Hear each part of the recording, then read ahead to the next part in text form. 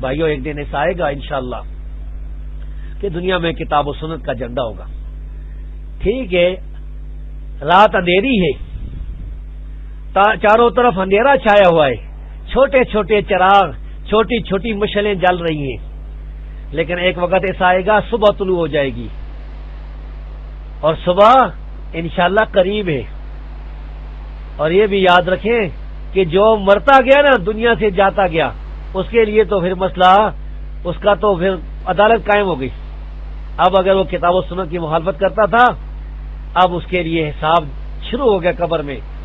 اور اگر وہ کتاب و سنت پر پیروکار تھا، قرآن و حدیث پر عمل کرنے والا تھا، صحیح العقیدہ تھا، تو پھر اس کے لیے اس کی قبر جو ہے اس کے نیچے جنت کا لباس بچھا دیا جائے گا، بچھا دیا جاتا ہے، اس کے اوپر جنت کا لباس بچھا دیا جاتا ہے.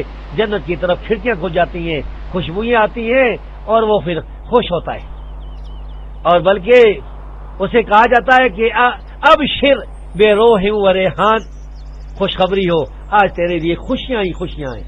آج ورب غیر غضبان، اور تیرا رب جو ہے آج ناراض نہیں ہوگا، تیرے لیے اس کی طرف سے رضامندی ہی رضامندی ہے، خوشی ہی خوشی. پھر اسے کہا جاتا ہے سو جا اس طرح جس طرح دلہن سو جاتی ہے.